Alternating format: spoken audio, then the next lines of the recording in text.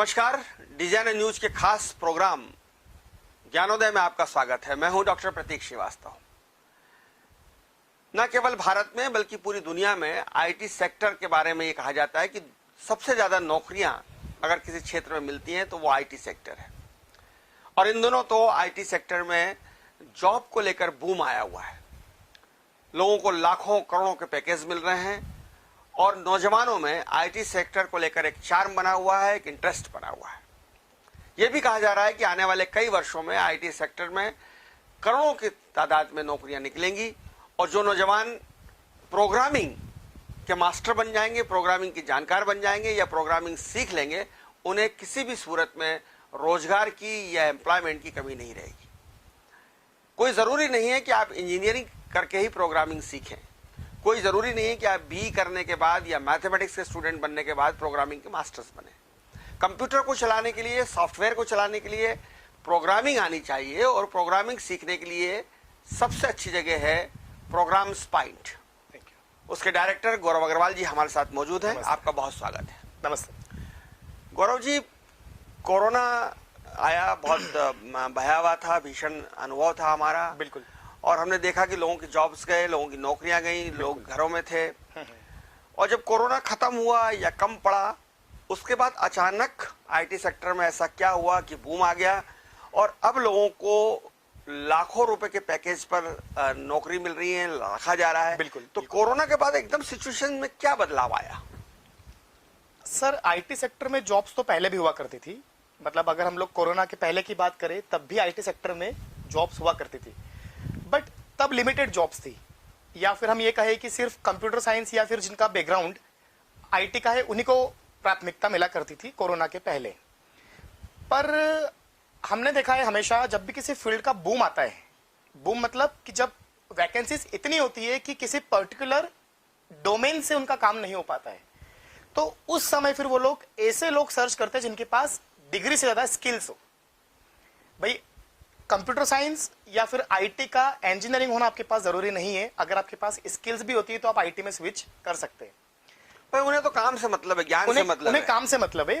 पर आपका जो मेन सवाल था कि भाई ऐसा क्या हुआ कि कोरोना के बाद आईटी में एक तरफा बूम आया, कंपनीज में लाखों की वैकेंसीज निकल रही है, हजारों लोग भर्ती हो रहे हैं, मतलब जिसके पास स्किल्स है उसको प्राथमिकता मिल रही है यहाँ पर। क्योंकि सर आपने देखा होगा कोरोना में जब 3 महीने 4 महीने आदमी घर पर बैठा तो उसको लगा कि काश मेरा बिजनेस भी ऑनलाइन होता, काश मैं भी अगर ऑनलाइन होता तो मैं आज सेल कर पाता। अपनी दुकानें बंद थी, या फिर हम ये कहें कि जो बड़ी बड़ी इंडस्ट्रीज होती है, जनता कर्फ्यू था, जनता कर्फ्यू था, घर से निकलना मना था। हम ये कहें कि जो बड़ी बड़ी इंडस्ट्रीज है जिनके पास हजारों एम्प्लॉयज है, उनके पास कच्चा माल आता था या उनको कितनी इन्वेंट्री मैनेज करना पड़ती थी, तो अब हर कुछ आप एक्सेल में या डायरी पे मैनेज नहीं कर सकते थे। तो आपको एप्लीकेशन की, या हम ये कहें कि भाई आप चाहते हो मोबाइल पर हमारा काम हो जाए, ये वेबसाइट पर हमारा काम हो जाए, तो आप ये कहें कि भाई हम लोगों ने कोरोना में घर पे बैठ के मोबाइल यूज किया है या डेटा यूज किया है, तो हर काम आजकल एप्लीकेशन पे शिफ्ट हो चुका है।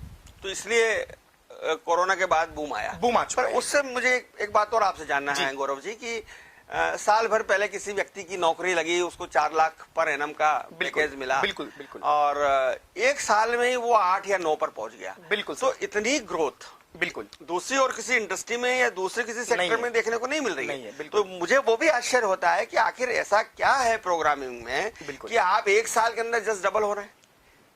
सर, आईटी का जो मार्केट है, सॉफ्टवेयर का जो मार्केट है, वो इंडिया से रन नहीं होता है, वो रन होता है आपका यूएस मार्केट से रन होता है। हमें लगता है कि साल भर पहले जिसका पैकेज 4 लाख था वो आज 12 लाख पे पहुंच चुका है।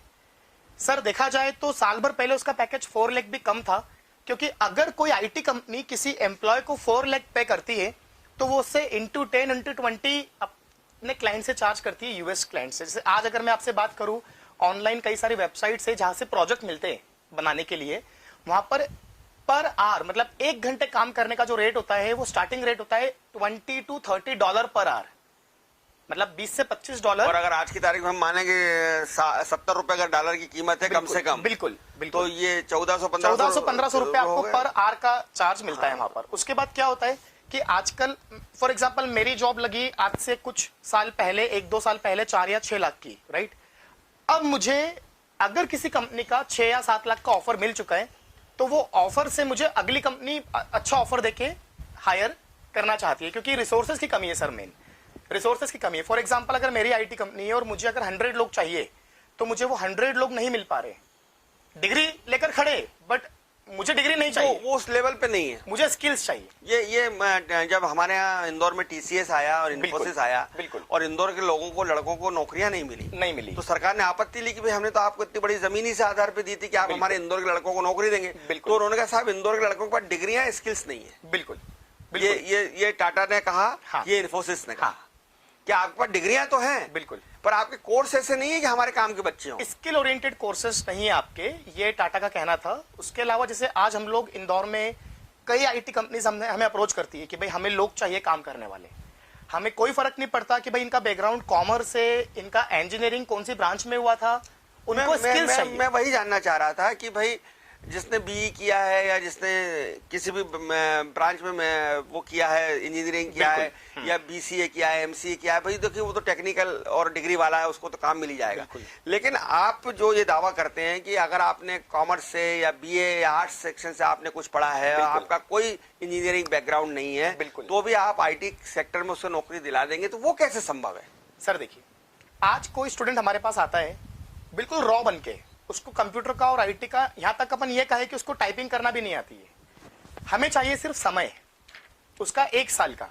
उस 1 साल के समय में उससे हम कंप्यूटर की जितनी भी स्किल्स होती है जो एक जॉब करने के लिए चाहिए किसी कंपनी में, वो सब सिखाकर उसको प्रोजेक्ट्स पे काम करवाकर हम उस कंपनी के पास इंटरव्यू के लिए भेजते हैं, जहां पर उन्हें लोग चाहिए। कंपनीज ये चाहती है कि बस हमारे टेस्ट क्लियर कर ले, हमें उसकी डिग्री से कोई फर्क नहीं पड़ता, काम का बंदा चाहिए, काम का बंदा चाहिए। सीधी सी बात अगर 90% की डिग्री लेकर किसी कंपनी के पास कोई जाएगा, तो कंपनी को 90% की डिग्री नहीं चाहिए, उन्हें पता है कि ये याद करके या रट के डिग्री बना ली होगी। पर अगर वो कंपनी कहती है कि कंप्यूटर आपके सामने है, आप मुझे वेबसाइट बनाकर बताओ, पर सर कुछ तो डिग्री का महत्व भी होता होगा। हाँ, बिल्कुल। अब हम लोग अगला उसी पॉइंट पर आते हैं। कई सारे स्टूडेंट पूछते हैं कि सर क्या हम डिग्री करना ही छोड़ दें? ऐसा नहीं है, आपको एटलीस्ट ग्रेजुएशन की डिग्री होना जरूरी है, चाहे वो बीकॉम हो, चाहे वो बीबीए हो, चाहे वो बीसीए हो या वो इंजीनियरिंग हो। हाँ, पढ़े लिखे तो हो कम से कम, पहली चीज। दूसरी चीज, ऐसा भी नहीं है कि भाई हर कंपनी बीकॉम या बीबीए वालों को ले लेती है। हम लोग बात करें अगर 100% की, तो 20 या 25% आईटी कंपनीज ऐसी है जिनका प्राथमिकता है, जिनकी प्रायोरिटी क्या होती है, इंजीनियरिंग, कंप्यूटर साइंस या फिर कंप्यूटर बैकग्राउंड, बट उनकी संख्या कम है। और ऐसी कंपनी ज्यादा है जिनको लोग चाहिए काम करने के लिए, मतलब जिनको डिग्री से कोई मतलब, काम आना चाहिए, एक डिग्री होना चाहिए। जैसे आज मेरे पास अभी 12th की एग्जाम हो चुकी है, कई सारे बच्चे आते हैं 12th वाले के, सर हम क्या 12th के साथ 1 साल का कोर्स करके जॉब ले सकते हैं? हम क्लियर मना कर देते हैं कि आपके पास एक डिग्री होना, हाँ तैयारी, जैसे आपने देखा होगा कुछ बच्चे पहले 12th के बाद गवर्नमेंट सर्विसेज की तैयारी शुरू करते थे 2 साल 3 साल, तो आजकल वही ट्रेंड किस तरफ डाइवर्ट हो रहा है, आईटी, इंफॉर्मेशन टेक्नोलॉजी, क्योंकि यहां पर उसको पता है कि अगर मैं तैयारी करूंगा तो कंपनीज इतनी सारी है कि कहीं ना कहीं तो मुझे जॉब। ये एक सवाल ये भी है कि साहब खासतौर पर चूंकि मैं भी आर्ट्स फील्ड का प्रोफेसर हूँ, इकोनॉमिक्स का प्रोफेसर हूँ, इसलिए मैं देखता हूँ कि हमारे यहाँ बहुत सारे बच्चे ऐसे आते हैं, हाँ जी, जो पढ़ाई बीच में छोड़ के चले जाते हैं। हाँ बिल्कुल, पारिवारिक परिस्थितियां रहती हैं, आर्थिक परिस्थितियां रहती हैं, बिल्कुल, वो पूरी पढ़ाई नहीं कर पाते, या बीए के बाद बीए कर लिया उसके बाद पढ़ नहीं पाते, उनको पारिवारिक परिस्थितियों के अनुसार कोई काम करना पड़ता है, खेती करना पड़ती है। बिल्कुल। लेकिन क्या 8 साल 10 साल बाद जब वो थोड़ा व्यवस्थित हो जाती है, अपनी जिम्मेदारियों से मुक्त हो जाते हैं, तब वो चाहते हैं कि आगे की पढ़ाई कर लें और आईटी सेक्टर में उनको नौकरी मिल जाएगी। आज की तारीख में आईटी सेक्टर में पैसा ज्यादा है, तो आदमी चाहता है कि मुझे अच्छी सैलरी मिले, बिल्कुल 5 अंकों की 6 अंकों की सैलरी मिले, और जैसे कहते हैं आपने कहा कि 1 साल में 4 लाख से 8 लाख हो गए, और 1 घंटे के 1500 रुपए मिलते हैं, 1500 रुपए 7 दिन के नहीं मिलते लोगों को, नहीं मिलते, बिल्कुल। तो इस स्थिति में क्या ये संभव है कि मैं 8 साल 10 साल का एक ब्रेक लेकर आऊं तो आईटी कंपनी मुझे नौकरी मिल जाएगी? सर ये पिछले 2 सालों से हो रहा है। जैसे अगर हम बात करें, महीने में 10 या 12 ऐसे लोग आते हैं जिनका 8 साल 10 साल का गैप हो चुका है, या हम ये कहें कि वो 8-10 सालों से या तो पीतमपुर में किसी इंडस्ट्री में जॉब कर रहे थे या फिर वो स्कूल में टीचिंग कर रहे थे। अब उनका पहला सवाल ये होता है कि क्या हम 8 से 10 साल का गैप होने के बाद भी आईटी में स्विच कर सकते हैं? तो हमारा एक ही सवाल होता है, एक ही जवाब होता है उस समय, कोई भी कंपनी अगर आपको जॉब पे रखेगी, आपके पास अगर स्किल्स है, अगर आप उसके काम आ पा रहे हो, तो वो आपका गैप नहीं दिखेगी, उसको सिर्फ स्किल्स चाहिए। मतलब अगर हम चारों तरफ से घूम फिर कर बात करें तो एक ही चीज पे बात आकर रुकती है, स्किल। जैसे आईटी की स्किल्स की हम लोग बात करें तो लैंग्वेजेस तो कई सारी है, बट क्या होता है कि एक होता है आजकल फुल स्टैक डेवलपर, कि भाई आप किसी चीज को डिजाइन भी कर पा रहे हो, सॉफ्टवेयर को, उसको पीछे कोड भी कर पा रहे हो और आप उसको पूरा मैनेज भी कर पा रहे हो, उसकी लैंग्वेज भी दे पा रहे हो, उसकी लैंग्वेज भी दे पा रहे हो। मतलब उसमें HTML, CSS, जावास्क्रिप्ट, पाइथन, जावा, मतलब कई सारी लैंग्वेज का कॉम्बिनेशन होता है फुल स्टैक डेवलपर। हम सीधी सी बात ये कहे कि आज एक सिविल इंजीनियर है तो वो एक घर खड़ा भी करेगा, उसको इंटीरियर भी करेगा और उसको एक्सटीरियर भी करेगा। अगर तीनों मुझे एक में मिल गए तो मेरी एक फीस लगी और काम 3 हो गए। वैसे ही सॉफ्टवेयर के भी 3 पार्ट होते हैं, उसको डिजाइन करना, कोई वेबसाइट को डिजाइन करना, उसके पीछे का कोड करना और उसका डेटाबेस मैनेज करना। अगर तीनों काम किसी एक व्यक्ति को आते तो वो कौन हो गया? मास्टर हो गया, डेवलपर, मास्टर हो गया वो तो। फिर मुझे मतलब नहीं है कि उसका 10 ईयर गैप हो चुका है, 5 ईयर गैप हो चुका है, उसका बीकॉम BBA है या वो, अगर उसके साथ में मेरे पास कोई कंप्यूटर साइंस का डिग्री वाला खड़ा होगा 90% की डिग्री लेके, तो मेरे वो किसी काम का, मुझे वो पहले काम का है, क्योंकि वो मुझे काम करके देगा और कमा के देगा, उसके बाद से रिटर्न है, रिटर्न देगा मुझे वो।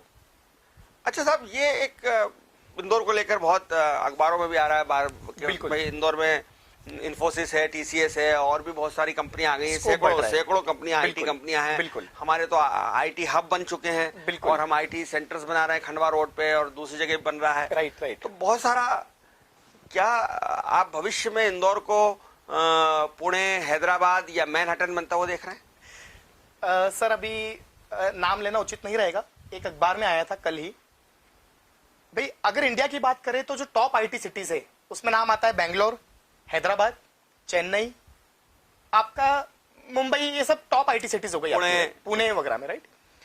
ये हो गई Tier 1 सिटीज। Tier 1 मतलब टॉप 5 सिटीज। अब आती है Tier 2 cities like Ahmedabad, Nagpur, Visakhapatnam, Indore. तो Tier 2 सिटीज में भी इंदौर पहले नंबर पर टक्कर में है बेसिकली। इंदौर में बड़ी बड़ी कंपनीज, अभी कल जो आया था पेपर में, बड़ी बड़ी IT कंपनीज सुपर कॉरिडोर पे, सिंहासा IT पार्क में, मतलब अपनी स्पेस ऑक्यूपाइड करी। क्योंकि सर यहाँ पर 3 रीजन है इंदौर की पॉपुलरिटी के। एक तो पिछले 5 सालों से जो इंदौर का क्लीन सिटी में नाम वर्ल्ड वाइड स्प्रेड हुआ है, उससे इंदौर में बहुत फर्क पड़ा है IT कंपनीज का। दूसरा, इंदौर पूरे इंडिया में एक इकलौता शहर है जहां पर एजुकेशन के 2 टॉप संस्थान IIT और IIM दोनों प्रेजेंट है। और बड़ी कंपनीज जो लाखों रुपए का मतलब 40-50 लाख का पैकेज देती है, उनको IIM और IIT से लोग रिसोर्सेस इजीली मिल जाते हैं। थर्ड रीजन सर ये है कि इंदौर की एयर कनेक्टिविटी जो है वो अभी इतनी अच्छी हो चुकी है कि इंदौर से ऑलमोस्ट डेली इतनी सारी फ्लाइट्स है कि इंडिया का हर कोना आप कवर अप कर सकते हैं। ट्रेन भी है, काफी ट्रेन भी है, एयर कनेक्टिविटी भी है। मतलब इंदौर, आप ये बोल सकते हैं कि आप 5 ईयर्स लीजिए। 5 ईयर क्यों? क्योंकि जो बड़ी कंपनीज इंदौर में अपनी स्पेस ले रही है सुपर कॉरिडोर या कहीं पर भी, उनको बिल्डिंग खड़ी करने में टाइम लगता है। आप 2030 का विजन रखिए, आपको इंदौर हो सकता है कि इंडिया में टॉप 5 सिटीज में आएगा। और दूसरी बड़ी बात यह कि क्राइम की दृष्टि से या कानून व्यवस्था की दृष्टि से देखी जाए तो इंदौर दूसरे शहरों की तुलना में काफी सेफ है। आज बाहर की जो लड़कियां होती है जो इंदौर में हॉस्टल में रहती है, वो रात को 9 बजे भी अगर कोचिंग से बाहर निकलती है तो उन्हें एक सेफ फीलिंग आती है कि हाँ इंदौर सेफ है। और अब तो मध्य प्रदेश में एक नया कानून बन गया कि जहाँ IT कंपनियां होंगी वहाँ रात भर होटलें खुली रहेंगी, होटलें, रेस्टोरेंट्स खुले रहेंगे, तो खाने पीने की भी समस्या नहीं है। आप सुबह 4 बजे भी जो है वो बढ़िया गरम दाल रोटी खा सकते हैं। दूसरा सर सबसे बड़ी बात यह है कि अगर मैं सभी को बताना चाहता हूँ, इंदौर में कंपनीज का आने का सबसे बड़ा पर्पज ये है कि आज अगर मेरी IT कंपनी US में है और मुझे इंडिया में अपने ऑपरेशन शुरू करना है, अगर मैं बैंगलोर को या किसी बड़ी सिटी को चूज करता हूं तो मुझे लाखों रुपए का रेंट देना पड़ेगा। बैंगलोर में जो मुझे काम करने वाला डेवलपर 12-15 लाख में मिलेगा, वो इंदौर में मुझे 5 लाख में मिल जाएगा। तो अगर मैं 500 लोग हायर करना चाहता हूं तो मुझे इंदौर और बैंगलोर के कॉस्टिंग में into 2 का फर्क पड़ता है। ऑपरेशनल कास्ट अगर कम हो गई तो आपका प्रॉफिट बढ़ जाता है। और ये इकोनॉमिक्स का नियम है कि भाई आप कास्टिंग कम करिए, मुनाफा बढ़ेगा आपका उसमें। और आजकल वर्क फ्रॉम होम का कल्चर चल चुका है सबसे बड़ा। तो IT में जॉब करना है तो ऐसा नहीं है कि भाई आपको कहीं उठ के जाना पड़ेगा। कंपनी कहती है कि भाई हमें काम करके दो, आपको आने की जरूरत नहीं है। मतलब मिक्सअप कल्चर चल रहा है। गौरव जी, 12वीं की परीक्षाएं चल रही है। बिल्कुल। और 12वीं एक ऐसा कक्षा, 12th ऐसी कक्षा है कि जिसके बाद बच्चे के दिमाग में अपने करियर को लेकर कुछ कई सवाल आते हैं, प्लानिंग चलने लगती है, घूमने लगता है। अलग अलग परिस्थितियों के बच्चे हैं, कुछ तो बिल्कुल टारगेट्स फिक्स है कि हमको IIT में जाना है, और कुछ बच्चे हैं कि हमको मेडिकल में जाना है। लेकिन बहुत सारे बच्चे ऐसे हैं जो चाहते हैं कि आप 12वीं के बाद, माता पिता ने 12वीं तक पढ़ा दिया, मिडिल क्लास फैमिली है या लोअर मिडिल क्लास फैमिली, कि अब हमको अपने साथ कुछ काम करना है। क्या आपके पास जो आपका प्रोग्रामर पॉइंट है उसमें कुछ इस तरह की प्लानिंग है या इस तरह की चीज है कि आप 12वीं के बाद बच्चों को सिखाकर 6-8 महीने की ट्रेनिंग देकर उनको नौकरी दिलवा दें? सर, जैसा मैंने अभी कुछ देर पहले आपको बताया कि मैंने बताया 12वीं के बाद आपको डिग्री होना जरूरी है, पर आपका जो सवाल है कि भाई अगर उसके पास 3 साल का समय नहीं है और उसको 6-8 महीने का कोर्स करके कुछ कमाना है, राइट, तो हम एक ही वहां पर एक जवाब देते हैं कि आप बिना डिग्री के भी कमा सकते हो। उसको बोलते हैं इंटर्नशिप। क्या कहते हैं? इंटर्नशिप। पर उसमें पैसा उतना नहीं मिल पाता है फिर। हाँ, पर उसका खर्चा तो निकल जाए, आराम से, परिवार का बोझ नहीं बनना चाहता, वो पढ़ाई करना चाहता है। 8 से 10,000 रुपए महीना। उसको आपकी भी फीस देनी है, उसको स्कूल कॉलेज की फीस देनी है, उसका अपना भी मोटरसाइकिल का खर्चा है, जीन्स का खर्चा है। बिल्कुल। तो वो चाहता है कि आप इंडिपेंडेंट हो जाए, बिल्कुल, और उसका स्टाइफंड निकलता रहे। बिल्कुल, वो संभव है। मैं यहाँ पर एक जवाब देना चाहूंगा सर आपको। आजकल एक बहुत अच्छा कल्चर चल चुका है, आपने नाम सुना होगा, बीपीओ। जी हाँ, जी हाँ। BPO culture. तो जो लोग पढ़ाई के साथ साथ अपनी फीस निकालना चाहते हैं या जिन्हें लगता है कि भाई हम अभी ज्वाइन करें, तैयारी करें, पर साइड वाइज हमें रहने खाने का खर्चा यहाँ पर निकल जाए, तो बीपीओ कंपनीज, मतलब हम शुद्ध भाषा में कहें कॉल सेंटर, वो लोग 6 घंटे 8 घंटे बीपीओ में जॉब करके 10 से 15,000 रुपए कमा लेते हैं, डिग्री नहीं भी हो तो। दिन भर में जो मेरे पास 8 फोन आते हैं, बिल्कुल, आपको लोन चाहिए या आपको ये चाहिए, बिल्कुल सर, वो किसी भी चीज को हो सकता है। अभी अगर मैंने ऑनलाइन शॉपिंग करी और मुझे कोई चीज रिटर्न करना है, तो वो काम भी कहा होगा बीपीओ में। मतलब आजकल हर बड़ी कंपनी को अपना क्या चाहिए? कस्टमर केयर सेंटर, उसको हम क्या कहते हैं? बीपीओ। वो कार्ड भी हो सकता है, वो क्रेडिट कार्ड भी हो सकता है, वो कुछ भी चीज हो सकती है, बीपीओ हर चीज। अभी लेटेस्ट टेक्नोलॉजी कौन सी चल रही है जिसमें बिल्कुल जिसको सीखना चाहिए और जिसमें सैलरी भी अच्छी मिलती है, जॉब की गारंटी मिलती है? बिल्कुल सर, देखिए, अगर आईटी में स्विच करना है और आंख मिच के किसी टेक्नोलॉजी को चूज करना है, तो एक तो हो गई ट्रेडिशनल टेक्नोलॉजी जिनका कभी स्कोप खत्म नहीं होगा, जैसे जावा। जावा एक ऐसी लैंग्वेज है जिसको आज 30 इयर्स हो चुके हैं मार्केट में, और मतलब जो व्यक्ति 3 साल पहले 5 लाख 6 लाख के पैकेज पे लगा था, वो आज 20 लाख 25 लाख पे जॉब कर रहा है जावा पे। तो जावा तो हमेशा हम कहते हैं ना एवरग्रीन, जो कभी खत्म नहीं होना है। दूसरे नंबर पे नाम आता है सर पाइथन। जैसे आज दिन भर में हम कुछ भी वेबसाइट पे देखते हैं और फॉर्म भर देते हैं, तो ये क्या होता है? हमारा डेटा। तो इतना डेटा कलेक्ट होगा, 5G आने के बाद तो और स्पीड बढ़ेगी। तो पाइथन सेकंड नंबर पे लैंग्वेज, उसकी बहुत डिमांड है। थर्ड नाम आपने सुना होगा ब्लॉकचेन। मार्केट में क्रिप्टो करेंसीज का आपने एक सुनी होगी आहट की भाई क्रिप्टो करेंसीज। तो ब्लॉकचेन एक टेक्नोलॉजी है जो उसको पीछे से सपोर्ट करती है, मतलब ब्लॉकचेन एक तरह की इंपॉर्टेंट टेक्नोलॉजी है। चौथा मैंने आपको नाम बताया था फुल स्टैक डेवलपर, जिसको वेबसाइट डिजाइन करना और वेबसाइट डेवलप करना दोनों आता है। HTML, CSS, जावास्क्रिप्ट, मतलब सर कुछ ग्रुप ऑफ कोर्सेस है, सभी की डिमांड है। नहीं, मैं आपसे एकदम क्रीम पूछ रहा हूँ। एकदम क्रीम में अगर जाएंगे तो जावा नंबर 1 पे, इसको हम इंदौरी भाषा में बोलते हैं रॉपचिक। बिल्कुल, जावा नंबर 1 पे, सेकंड नंबर पे ब्लॉकचेन, थर्ड नंबर पे पाइथन, और फोर्थ नंबर पे फुल स्टैक डेवलपर। तो ये कुछ अगर हम हमारे नौजवान 12th करने के बाद ये टेक्नोलॉजी सीख लेंगे तो उनका करियर बहुत सुनिश्चित हो जाता है। भावी योजनाएं प्रोग्रामर्स पॉइंट की क्या है? सर अभी जैसा कि हम सबने फील किया है कि कोरोना के बाद हम सभी ने कुछ ना कुछ सीखा है। काम तो हम कई सालों से कर रहे हैं, पर कोरोना के बाद, कोविड के बाद कुछ जीवन में लक्ष्य मिला कि अब ऐसा भी कुछ करना है। पहली योजना तो सर ये है कि प्रोग्रामर्स पॉइंट को मध्य प्रदेश के हर जिले तक पहुंचाना है, ताकि मध्य प्रदेश के बच्चे जो पहले महाराष्ट्र, गुजरात या बाहर जाकर आईटी में जॉब सर्च करते थे, तो वो इंदौर की तरफ बढ़े, क्योंकि उनको इंदौर इकोनॉमिक भी रहता है, प्लस वो घर से कनेक्टिविटी रहती है उनको कहीं ना कहीं अपनी, प्लस माँ बाप का भी सोचना होता है कि भाई हम किसी दूसरे स्टेट में भेजें उनको। जैसे आप देखिएगा, आज अपन महाराष्ट्र में जाते हैं तो उनकी पहली प्रायोरिटी होती है लोकल रिसोर्सेस जो कि महाराष्ट्र को बिलोंग करते हैं। अदरवाइज यहाँ के बच्चों में फिर पार्शलिटी होती है वहां पर, राइट। तो इंदौर की आईटी अब धीरे धीरे बन रहा है और डेवलप हो जाएगा कुछ सालों में। तो अगली योजना ये है कि अभी हम लोगों ने उज्जैन में एक कदम बढ़ाया है, इंदौर में हम लोग पहले से कदम रख चुके, आने वाले समय में झांसी, ग्वालियर, जबलपुर, मतलब एटलीस्ट हम उन जिलों तक पहुंचे जहां का बच्चा पढ़ाई करने से लेकर तो जॉब करने से लेकर तो उसको कोई भी सपोर्ट चाहिए हम देने को तैयार है। गौरव जी, क्या प्रोग्रामिंग सीखने के लिए, कंप्यूटर एक्सपर्ट बनने के लिए या लैंग्वेज सीखने के लिए भाषा की कोई बाध्यता है? क्योंकि हमारे आप मालवा निमाड़ की तरफ जाना चाहते हैं, उज्जैन जाना चाहते हैं, खरगोन जाना चाहते हैं, खंडवा, बुरहानपुर, हरदा, अब वहाँ इतने इंग्लिश मीडियम स्कूल नहीं है, वहाँ का बच्चा का जो हाथ है अंग्रेजी में तंग, वो हिंदी मीडियम का बच्चा है। बिल्कुल। तो क्या हिंदी मीडियम का बच्चा भी ये सब सीख सकता है बगैर डिप्रेशन में आए, बगैर हेजिटेशन में आए? सर अभी कई बच्चे गांव से आते हैं, मतलब मैं उन्हीं बच्चों की बात कर रहा हूँ, कई मैं खुद बच्चे गांव गाँव से, से इसलिए उनकी बच्चों की चिंता रहती है कई मुझे। बच्चे गांव से आते हैं जिनको इंग्लिश नहीं आती। अब सर यहाँ पर दो बातें हैं, इंग्लिश नहीं आती मतलब क्या इंग्लिश में वो लोग बात नहीं कर सकते? अगर इंग्लिश में उनको बात करना नहीं आती है तो उससे इसका कोई रिलेशन नहीं है, पर उन्हें एटलीस्ट इंग्लिश पढ़ना आना चाहिए और इंग्लिश टाइप करना आना चाहिए, क्योंकि कोडिंग जो होती है वो पूरी इंग्लिश में होती है, वो किसी और लैंग्वेज में नहीं होती है। स्पीकिंग आए या ना आए, स्पीकिंग आए या ना आए, आपको टाइप करना आना चाहिए, आपको समझ में आना चाहिए कि भाई ये ABCD है, इससे वर्ड बनते, मतलब कुल मिलाकर आपको समझ में आना चाहिए, बोलना जरूरी नहीं है। पर कुछ कंपनीज अभी स्पेशल डिमांड करती है कि भाई आपको टेक्निकल नॉलेज के साथ साथ सामने वाले स्टूडेंट में इंग्लिश की स्पीकिंग भी होना चाहिए। क्योंकि उसका बॉस ऑफिसर अगर अंग्रेजी में बात करेगा तो कैसे आप बात कर यूएस पाओगे? क्लाइंट का है। तो इसी को देखते हुए हम लोगों ने पिछले 1 साल से हर कोर्स में डेली 1 घंटे, क्या होता है सर, हमने ऑब्जर्व किया कि हमारे यहाँ का स्टूडेंट टेक्निकल तैयारी हमारे यहाँ कर रहा है पर इंग्लिश कहीं और सीखने जा रहा है, और वहां पर वो 3 महीने में इंग्लिश कभी नहीं सीख सकता।